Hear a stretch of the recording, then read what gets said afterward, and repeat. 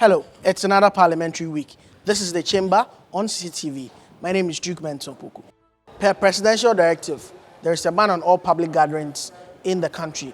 But Parliament has not been affected by this ban because of its own pride of place in the governance structure of the country, as well as the fact that it's an arm of government and needs to be making laws at this point in time to safeguard all of us. For more on what has been happening in Parliament, here's the recap.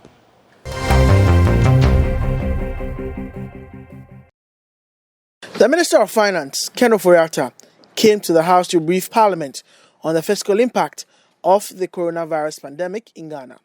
He announced steps by government to deal with the expected shortfalls.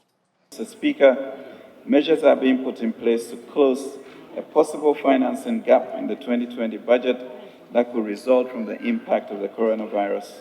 These measures may include withdrawal from the Ghana Stabilization Fund occasioned by anticipated shortfalls in the ABFA. We'll come to this August House to seek for the necessary approvals when it's necessary in due course. He further updated the House on the happenings regarding the payment of depositors as part of the financial sector cleanup. All those affected will receive cash and a fixed deposit which shall be credited to the account of CBG. Mr. Speaker, the fixed deposit of CBG will be paid in 10 equal installments over 5 years, beginning from March 2021. This will be in addition to the cash component of up to 70,000 Ghana cedis per retail depositor, which has already been made available to all depositors. Minority Leader Haruna Idrisu was, however, not impressed with the details provided by the minister. Why is conspicuously lost in your statement the state of the $100 million? We want to know whether you have committed the money as was directed by the president and for what purpose. What will the $100 million be used for? Deputy Minister of Finance Charles Edubwahi provided details to the House on how government intends to raise the $100 million set aside for corona response. We have put together a preparedness plan which has a detailed breakdown of the utilization of the 100 million. Of this 100 million amount, a portion will be used for various issues, including respirators, purchase of respirators, preparedness of the regions, and so forth and so on. It will be financed through a portion of funding that we'll receive through some emergency relief programs that the World Bank and the IMF have put together, as well as our own domestic resources. The ranking member on the Finance Committee, Kese Latoforsen, questioned government's payment plan for the depositors involved in the banking sector crisis. What saddens me here is the fact that the minister informed us that the payment is going to be a combination of cash and 5-year amortized zero-coupon bond to the receiver's paying agent. Mr. Speaker, my emphasis here is zero-coupon bond. Mr. Speaker, someone's money is sitting in a bank. For some strange reason, the bank has collapsed or the financial institution has gone down. Mr. Speaker, what you are saying is that you are holding on to the person's money for 5 years without interest. That is what you are saying. Mr. Speaker, you are reducing the purchasing power of that person's money. The second Deputy Speaker, Alban Bagbin, called on the ministers responsible for critical sectors of the country to attend upon the House to brief members on corona response. Leadership should exploit the possibility of getting the ministers for national security, defense, interior, health, attorney general and minister of justice, and the minister of finance himself to this house so that they could give us a more global picture of what we are confronted with. Parliament has shut down its gallery to the public as part of COVID-19 preventive measures. The restrictions bill was laid in Parliament by the Attorney General to give the President the powers to back the various directives that he issued during a nationwide broadcast banning public gatherings, including churches, mosques, and other places to prevent the spread of the deadly coronavirus. The bill was laid in Parliament under a certificate of urgency, but the minority disagreed as to the urgent nature of the bill, describing it as one that gives the president sweeping powers. Dr. Dominic Ayine is the chairman of the Subsidiary Legislative Committee and Member of Parliament for Bolgatanga East. The minority has taken the position that it is not an urgent bill, not because we don't want the president to adopt measures to address the coronavirus pandemic. Okay, let it be known to all Ghanaians that the NDC as a party supports the taking of measures that are narrowly tailored to dealing with the coronavirus pandemic. All right, so if this bill were brought as one, narrowly focused on dealing with the coronavirus, we have no problem. But this is a bill that is intended to give the president rather overbroad powers to restrict freedom of movement, freedom of speech, and even freedom of thought. And so we cannot allow the bill to override Chapter 5 of the Constitution. And you as members of the press must be very concerned about this, because it's a general restriction of freedoms, including the freedom of speech. But the Information Minister and Member of Parliament for Ofuasi-Ayerbi, Kojo Oponkroma, disagreed, indicating that the minority's position was not necessary. The task that the Speaker has given the Committee for Constitutional and Legal Affairs, as at this stage, is the preliminary task of determining whether there is an urgency for which reason this bill ought not to go through the normal laborious processes and must be treated with some dispatch. We are of the humble, respectful view that the circumstances in which we find ourselves as a country demands that whatever is happening, we curtail the processes and deal with this bill now. That is the essence of certifying it to go under a certificate of urgency. It's a bit disappointing that our colleagues in the minority are beginning to signal that they are not minded to agree that we should stop everything we are doing and deal with this bill now. That is the essence of the certificate of urgency. Stop whatever it is, don't go through the long laborious processes, deal with the bill now. And we believe that every citizen of this country acknowledges that where we are now, we must pay attention to this bill and pass it with all the future amendments that will come. We haven't even gone into clause by clause. The bill, however, was later passed under a certificate of urgency, with the House agreeing to take it under a certificate of urgency. Meanwhile, amidst the raging pandemic, the Foreign Affairs Minister, Shirley Ayokobotwe, told parliamentary reporters that 3 Ghanaians had died in Europe from the COVID-19 pandemic. 2 died in Italy, while 1 other died in Copenhagen, Denmark. I've heard that 2 Ghanaians in Italy have lost their life, and 1, I believe, in Copenhagen, in Denmark. So far, from the virus, yes. The two Ghanaians plus 1, so it's 3. There's 3 Ghanaians so far, and we're praying that they keep to the advice that has been given by all these countries and make sure that they are safe. Don't go out if you don't have to, unless it's absolutely necessary. Stay home. They've allowed people to work from home in most cases and all of that. So schools are, all the epicenters, the schools are on break so that they can deal with the numbers and bring them down considerably. And in most of the countries, I spoke to one of my counterparts in a very high incidence country, and she said she's expecting that their numbers will rise in the next 2 weeks. And this is, I think, about the second now. In terms of the high numbers, I don't want to mention the country, but they're expecting even more cases. And the way it looks, once it peaks and it starts to come down, then movement starts.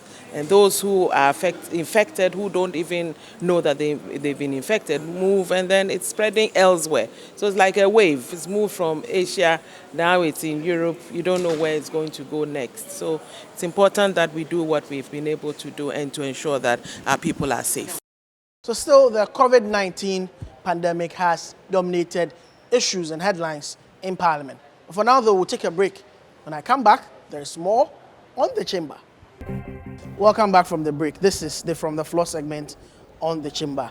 Today we are talking about the imposition of the restrictions bill brought to Parliament by government to back the president's directives issued to ensure that there is the prevention of the spread of the deadly COVID-19 pandemic. As we speak, some 16 cases recorded in the country, even though health authorities are telling us some of these patients are recovering. So a mixture of good and bad news. But Parliament is the body that is seized with making these laws. I have been joined by the Honourable Member of Parliament for Akachi South. He's Vice Chairman of the Subsidiary Legislation Committee of Parliament. He's a private legal practitioner, the Honourable Bernard Ahiafo. Welcome, sir. Thank you. I've also been joined by the Honourable Patrick Yabuama, private legal practitioner, Member of Parliament for Kankwe Central, Deputy Minister for Water Resources and Sanitation, or Sanitation and Water Resources, any way which you want to call it. So let's start the conversation. Thank you. Yes. The Honourable Patrick Yabuama, the President, in a nationwide address on the 15th of March, last Sunday, announced certain directives, essentially banning public gatherings, with the exception of public gatherings that have some business, effects to it. So that has and issued strict hygienic directives by which they should go by. But to back these directives, the Attorney General came to the House this week with the imposition of restrictions bill under a certificate of urgency that generated its own debate, but we've gone past that level. Currently, the bill is with the committee. Parliament is expected to consider it. The minority has shared the view that this bill is broad, it gives the president wide-ranging powers, and does not speak specifically to the times in which we are in. What's your take on the form and the nature of this bill? Thank you very much, and good afternoon to your viewers and listeners. There's never been a single bill from any administration that has come to the Parliament of Ghana that has not seen any major changes to reflect the mood, the times, and the expectations of the people of Ghana. There has never been. The executive, the president through the executive introduced a bill yesterday, which we considered as members of the majority as being of an urgent nature to help curtail and put in some restrictions in the face of what is happening globally with regards to the coronavirus disease. We are of the view that it is of an urgent nature. That decision has been made. A referral was made to the Constitutional Legal Committee. My brother and I were on the committee from 9 a.m. to go through clause by clause and to make certain changes that will come to the floor during the consideration stage of the bill. I believe it was a good step. The mood at the meeting was very, very good and encouraging. Everybody had a bite of what he or she wanted to say. Views were consummated into making certain relevant changes into the bill. The concerns of my colleagues on the other side of the view that the bill was going to give the president far-reaching powers and that it was going to abuse those powers, as it were, and that, God forbid, if another person who is not a human rights activist and advocate like the president should come into government, he or she could abuse those powers therein. There are certain safeguards that the committee looked at, certain restrictions, certain imposition on the powers which were contained in the raw nature or state of the bill, and that has been considered, and it will be coming to the floor. I don't want to go into that and preempt it, but I believe we did a very good job this morning. And secondly, let me add this one before my colleague comes in. We also took the view that this was not a bill that must be limited to only the coronavirus disease, because if you look at the memorandum that accompanied the bill, we ought to look at future occurrences, God forbid. Should there be another epidemic or another disease that the law hasn't taken care of, we ought to enact a new legislation that will take care of all those unforeseen diseases should they occur in future. So It wasn't limited to the coronavirus disease, but any epidemic or pandemic. Well, that's one of the problems. I hope it has been resolved. And let me come It to has. you, Honorable Ahia, for your own thoughts. Yeah, thank you the for bill as giving me it the is. opportunity. Generally, the bill was introduced and referred to the committee to consider whether it should be taken under a certificate of agency or not. Generally, bills are introduced under Article 106, which require 14 days prior to its introduction. However, the law allows where a bill is going to be taken under a certificate of agency, then it will go through all the processes, all right, except the 14 days Gazette notification. So the bill has a letter covering it, urging upon the Speaker to allow the bill to be taken under certificate of agency, which means that there will not be the need for the requirement of giving a Gazette notification. The committee has considered the bill, and there was a split decision, minority and then majority view of the committee, 10-5. And then the majority is of the view that it's a bill that will have to be taken under a certificate of agency. The minority is of the view that this is not a bill that should be taken under a certificate of agency. The reason being that if a bill is supposed to be taken under a certificate of agency, it must deal with a specific thing. But looking at the bill, it is of general nature. And a bill which is of general nature, Parliament will have to take its time in interrogating the bill. The general public, through the Gazette notification, must be aware that such a bill is before Parliament, so that if they also want to make an input, they will make an input into the provisions of the bill, which may come by way of amendment. You know, as a parliamentarian, a member of the public can suggest even an amendment to you regarding the provisions of a bill, and when you buy into the idea that amendment being proposed to you by an outsider is a good amendment, you can also carry it out on the floor of Parliament. But that can only happen when the general public is given a notice of the presence of the bill in Parliament. We look at the bill and we realize that it is not dealing with a specific issue. Nowhere in the bill has a coronavirus been mentioned. And if you look at it, it is dealing with emergency situation, disaster, or similar events. That's what the bill is talking about. So it means that it's not limited to any event. So it is a law that we are passing which will come to stay. So the question therefore is that if the problem at hand is coronavirus, COVID-19, the bill is not dealing specifically with that, but the bill is of a general nature. Why should we consider the bill under a certificate of agency by way of doing away with certain requirements of the Constitution in the passage of this particular bill? But that issue has been dealt with. Yes, but it has been dealt with. The votes has been carried, and then the majority carries the day. So this morning, we had to meet on the bill and look at the provisions clause by clause and make the necessary recommendations to Parliament. Now we met and then we did a clause by clause consideration of the bill. We, in a way, changed the object of the bill to something more suitable, which will come by way of amendment.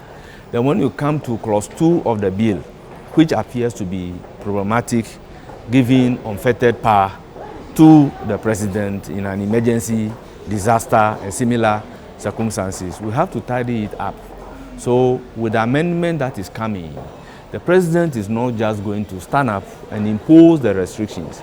The president will have to act in accordance with an advice from a relevant person or relevant institution. So in this case, if Council of State is a relevant institution upon whose advice the president will have to act, then the president will have to do that. If it is a health issue and it is Ministry of Health, then the Ministry of Health becomes a relevant institution. And we urge the drafters to give an interpretation to what constitutes a relevant institution. So it means that the president is going to act in accordance with an advice from a relevant institution. Then when we come to clause 2.2 of the bill, particularly the E, which gives the power to the president to come out with sanctions, penalties by executive instrument. And you know the executive instrument will not have the opportunity of coming to Parliament for approval. There is no need giving the president that power. So it was agreed that that be deleted. So it means that the president can come out with an executive instrument, but the executive instrument will not contain the penalty to be imposed on the person. You are giving the power to the person to come up with the law through the executive instrument.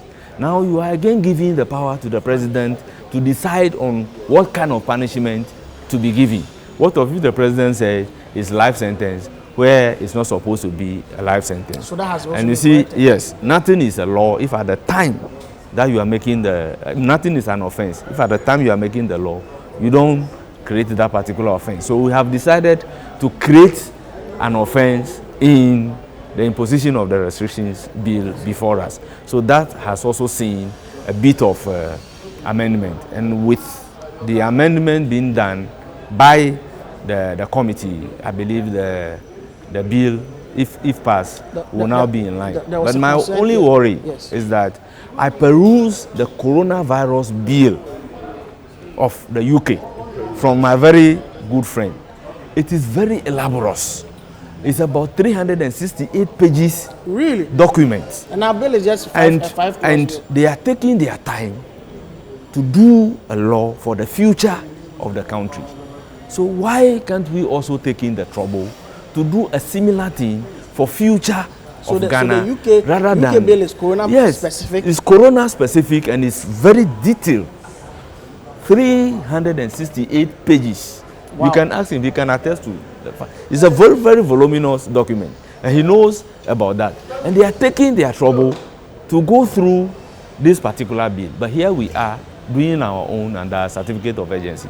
Our bill is just five clauses. Yes. Excuse me. What is it? I showed him the UK bill. The UK is not just United Kingdom. Scotland, Northern Ireland, and they have other islands. So when they are preparing a bill, they consult every other jurisdiction that forms part of the United Kingdom. So we cannot purport to say that because the UK has a 368-page bill, we also have to have a voluminous. But this is just five clauses. And it's essentially lifting Article 21 and bringing it in any form of a what are we seeking to achieve? Are we achieving what we as Ghanaians want to achieve from this bill? Yes. It could be a one-pager, it could be a 100-pager, but the very importance is that it is achieving what Ghanaians expect the government to do in times like this. That is what I want to say. I had a question regarding that. Yesterday, during the debate, it came up that because there are constitutional provisions essentially being lifted into this new bill, most of the portions cannot be amended. How did the committee go around that? You see, the Constitution, let me, for this purpose, say this in twofold. We have entrenched provision and non-entrenched provision. And then the amendment of the entrenched provision, the procedure is there. The amendment for the non-entrenched provision, the procedure is there. So the procedure for amending any provision of the Constitution is peculiar, distinct from any ordinary law. So when you are lifting a constitutional provision into a bill for whatever purpose, you cannot purport to be changing it, because if you change it, it means that you are likely to have what is in the bill a meaning different from what is contained in the Constitution. And by so doing, you are using an act of parliament to amend a constitution, which you cannot do. The reason being that the Constitution is the highest law of the land. It's the supreme law, above and beyond which no further power, no further law exists. Therefore, if you want to amend any provision of the Constitution, you must follow the procedure laid down by the Constitution itself for such a thing to be amended. So the constitutional provisions which are being lifted into this particular bill, particularly Article 21 of the bill, at this stage, you can't change anything. That is why some of us are with the view that Article 21 is dealing already with the situation.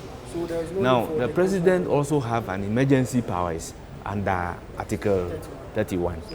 But the explanation was that for Article 31 to be applicable, then the president will have to declare a state of emergency, and that would come by way of a declaration. And then the declaration affects all rights. Or certain geographic areas. They do not want it to be a declaration, but deal with a specific group of people living in a specific geographical area based on stated reasons in an emergency, disaster, or similar event. Then you can impose some sort of restriction. Okay. You obviously disagree with some of the things he said. No, I don't. You don't. You don't. I don't. You don't disagree. All right. Okay. So now let's look at what you think will happen on the floor. Yesterday there was sharp disagreements. Do we have a common ground now? Do we have a consensus? We do. We do. I told you earlier on about the mood at the committee today, how we all went through clause by clause and also added some clauses for violation of those restrictions and rules. They weren't part of the original bill. And also the limitations imposed on the president when he exercises some of the powers they're under. So generally, I think once we get onto the floor, there'll be a very smooth discussion on the clauses, and we are likely to have it passed today. You see, we are likely to see in the interpretation a definition of an emergency that will include coronavirus and similar communicable diseases. Just trying to define circumstances in which the restriction can be imposed. But hitherto, that was not the position of the original bill. But the amendment is coming out with that. So the amendment, in a way, is linking this particular bill actually to a coronavirus and similar events that may occur in future. Now, there is also going to be an imposition of a restriction, imposition of some limitations on the president. If the president should impose the restriction, it cannot go beyond 3 months. Then the president will have to come. You've succeeded in asking us to discuss the detail. To this house. The president will have to come to this house and give reasons, justification, that in accordance with the spirit of the Constitution, there is still the need to continue with the imposition of that particular restriction. So over there, the power of Parliament in circumstances of that nature under Article 31 is not entirely taken away. At best, the president can only do it for 3 months, and within that 3 months, he's supposed to report to Parliament with a justifiable reason in accordance with the spirit of the Constitution. Interesting. Let's move away from that to another issue, but it's still regarding the COVID-19 pandemic. In the aftermath of the president's decision to ban public gatherings, there's one state institution that some have described as offering an essential service. The National Identification Authority is currently still registering Ghanaians in the eastern region. Many, including Shraj, even the NDC as says it's going to court. So many civil society groups have called on NIA to halt this registration exercise because it's endangering the life of the registration officers and endangering the lives of those in the eastern region who are registering, even though there's yet to be a recorded case in that region. Should the NIA not be following the president's directive? Honorable Moore. Thank you very much. I think, in my own view, the NIA ought to comply with the directives, even if it wasn't institution specific. Because if you go to every registration center, you're likely to see more than 100, 200 people gathering in a small room to register to get a Ghana card. Like the president said, we are not in normal times. And an institution such as that undertaking such an exercise of national importance ought to follow through, because the present directive has a multiplier effect. It affects a lot of institutions. Ghana Water is doing its part. NIA ought to do its part. Every institution of state, Parliament is doing its part. The Ghana Journalists Association, you are doing your part in terms of education and what have you. So I believe that the NIA ought to assess the situation, look critically at the directive given by the President in line with what is happening globally and halt the exercise. That is my humble view. You see, Ghana is the only country we have. You can live outside the country, but that is not your country. Ghana is the only country that we have. This issue of coronavirus should be of concern to every Ghanaian because we are in a pandemic situation. Now, if a president gives a directive by way of addressing the nation, whether legally or illegally, having regard to the situation that we find ourselves, and in view of the fact that the directive is proper and is in line with everything that we should do as Ghanaians to ensure that we limit the spread of this deadly disease, we would have to do it. Therefore, the directive is not for any person to choose and pick. The directive is for all the Ghanaians. And my worry is that for a statutory body, a state institution, whose chief executive is appointed by the president who gives the directive, to choose not to comply with that particular directives of the president whilst working on the feet of the president is what I cannot understand. And I'm inclined to say that the president cannot claim he's not aware that as we speak, contrary to his directive, in contravention to his directives, the national identification card is working in the Eastern region. And with the WhatsApps circulating, if you look at the gathering in the chapel, those people will be in excess of 500. And should there be a case of coronavirus among those people, it's only God that can determine the number of people who will be infected with the disease and how those people will also carry it out. So today, with measures put in place, if there is something likely to spread the coronavirus, is the acts of the National Identification Authority ignoring the directives of the president to do a registration which is likely, in my view, to spread the disease to every part of the country. Because the directive was that people should not even gather in excess of 25. But if you look at the WhatsApp, the people in the chapel, they are more than 500. Which chapel? In centers in Eastern region, where people are gathered, they are in excess of 500. And actually, if those people should contract the disease, at the end of the day, they will be going home. So they will also spread it. And if you look at the multiplying effect, in fact, if NIA, in the spirit of our constitution and in the spirit of the directive given by the president, should put to an end the registration exercise so that we can see to the safety of Ghanaians first, I believe it will be in line with common sense and reason. One of the, WHO protocols, one of the issues for preventing this is water, running water and soap regularly. You are Deputy Minister for Sanitation and Water Resources. What is your ministry doing to ensure that we have water in our homes at this critical point in time of the coronavirus pandemic? Thank you. Not only in our homes, but in every institution and health facility.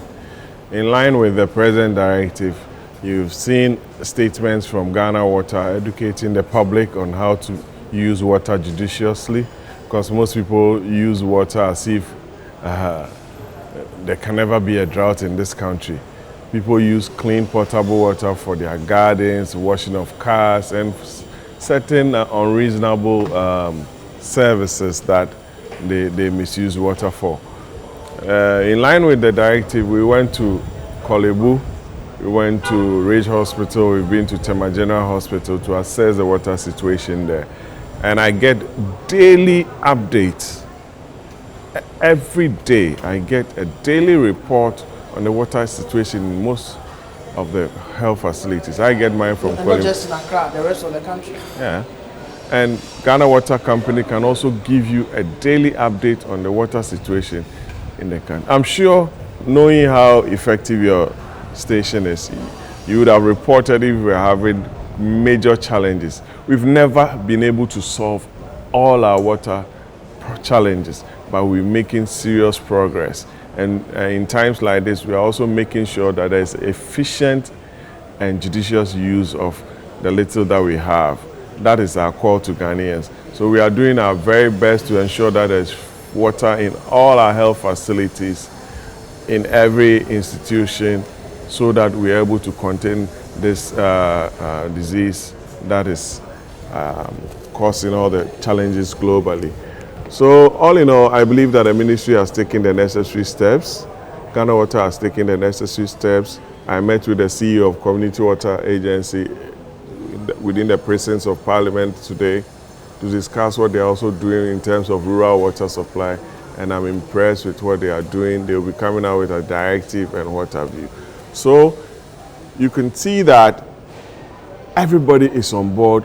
The awareness is very, very high. People are aware of the disease and what they ought to do, washing of hands with soap, running water, use of hand sanitizers, wipes, and what have you. And I must also commend the media for supporting this call by the President, but also embarking on a serious educational campaign. So the ministry is doing its part, Ghana Water is doing its part, Community Water is doing its part, and we thank you all for the support. Final comment. Yes, the final comment is that I'm reporting to my Deputy Minister that where I live, around the Spinters Road, if you are lucky, every 3 days, you have the water flowing for a day. 3 days. So yes, so our water problem is gradually becoming insurmountable. So we should actually work on water supply, particularly when we are encouraging people to get involved in the good practice of washing of hands with soap within every other hour. And that will help. The use of alcohol and sanitizers frequently, that will also help. Complying with the distance requirement, avoiding gathering in excess of 25 people, managing our funeral conditions to be able to avoid public. We need to seriously take the health practices and probably use this particular opportunity to transform our way of doing things and become very conscious of our health. It is a practice that even if the coronavirus is no more, we should continue it, because there are other communicable diseases, but the only thing is that it is not pandemic like that of the coronavirus. So we can contract all those other communicable diseases. So the practice that has come, I believe it should be a practice that should go a long way to stay with us as Ghanaians, to be able to increase our lifespan and then prevent a lot of diseases from spreading. You know, Ghana, we shake hands a lot, we hug a lot, but with this coronavirus, there is nothing wrong. You see your brother, your sister, then you just wave your hand and off. Or you just do this and off. You are gone. It's understandable. Avoiding, yeah, it's understandable now. But at first, oh, you do this, you fail to approach and have a handshake with me. But now, it's now understandable. So it's a practice that I believe even after the coronavirus, we should continue. It will go a long way to help us as individuals, as nation. Thank you very much. I had with me the Honourable Member of Parliament for Akachi South, Vice Chairman of the Subsidiary Legislation Committee of Parliament, the Honourable Bernard Ahiafo, and the Honourable Patrick Yabuama, MP Kokankwe Central, Deputy Minister, Sanitation and Water Resources. Thank you, gentlemen. And that's how we wrap up. We'll take a break. When I come back, there is more on the chamber. Hello, welcome back from the break. This is Duke's View. There are a couple of issues that agitate my mind this week. It's all got to do with the coronavirus disease 19, COVID-19. Well, this week, the president has brought to Parliament the imposition of restrictions bill. This bill seeks to give legal backing to the far-reaching measures, including the ban on all forms of public gatherings, from churches to mosques and others, and closing down of schools by the president, which was announced earlier in the week. But interestingly, this bill has also generated considerable levels of disagreement between the minority and the majority. The minority believes that the bill is not of urgent nature and there is nothing situation-specific about the coronavirus that has actually been put into the bill that has been brought before the House. But the majority believes that the creation of a general purpose bill to encompass the president's powers in these times is to create a law that looks into the future. That is a futuristic bill. These are the main ideas that have been contrasting and have been opposing each other in Parliament this week regarding the imposition of the restrictions bill. So even when it came to whether the issue should be considered under a certificate of urgency or not, it took a vote at the committee, the majority, of course, riding through with their numbers 10-5. The same issue came onto the floor of the House. Again, the majority used their numbers. Now, it's being considered of urgent nature, and as I speak to you now, probably it's law, because the certificate of urgency has been approved. But herein lies my beef. I don't think our parliamentarians should be arguing or should be disagreeing at this critical moment when we need all hands on deck to be able to take this country to the next level in terms of the preventive measures that needs to be put in place to stop the spread of this novel deadly coronavirus. And as I speak to you, the case count is some 16. Of course, it may rise. That is not the best. I don't think we should be arguing about which laws to implement or not at this time when other countries are seriously searching for a cure. We heard this week that even trials for vaccines has even started, and we are here arguing about whether the bill is of urgent nature or not. This is the time for consensus. This is the time to find common ground. This is the time to ensure that a law is crafted in consensus with common grounds that will ensure that all the required preventive measures are put in place to keep in check, to prevent the further spread of this deadly virus. Not needless arguments, or excuse my French. Not partisanship. Not who is right, who is wrong. But of course, the House must do its work in all consensus, rallying around the national flag to ensure that this COVID-19 pandemic does not consume us, but rather we rise above this. That also brings me to another issue. Because the minority has served notice that it will be coming by a substantive motion next week onto the floor of the House regarding the National Identification Authority's continuous registration process in the Eastern region. But NIA, what at all does NIA want to achieve by going ahead to register citizens in this era? This is not only a Ghana problem. The whole world, people are dying from this COVID pandemic. And we are here and we say we are registering people in the Eastern region, when the president has issued an express fiat and directive for all public gatherings to be banned. And what are we seeing? They've released pictures of what seems to be a semblance of social distancing. If you stop this registration, will the world come to an end? If the NIA stops this registration, will all of us die in Ghana? If this registration ends, or put a halt to because of this COVID pandemic, or it is this registration that is going to bring us a cure to this deadly disease, the NIA should listen to reason and stop this and halt this registration that is going on in the Eastern region, so that you don't put anybody in harm's way, apart from even the people who are going there to register. What about the workers of the NIA themselves, who are putting themselves in harm's way? And they've told us consistently that they don't even have PPEs, the personal protective equipment, to be dealing with issues like this. It's not the best. And I will support, or I know a lot of people will support, the motion that will be brought into the House to compel the Minister of Monitoring and Evaluation to come to the floor, because the NIA is under the Ministry of Monitoring and Evaluation, and also to ensure that the NIA complies with the President's directive, not to have registration going on in these serious times. The NIA must stop this registration. Nothing will happen. We can continue when we've braved the storm and all this COVID-19 pandemic is over and has left our territorial waters and our territorial borders. That's what we need to be doing. That's right. That's what right-thinking people need to be doing, and not to be encouraging this arrant arrogance of the National Identification Authority. We can't continue to do the things same way and expect different results. Ghana is the only country we have. That's my view for the week.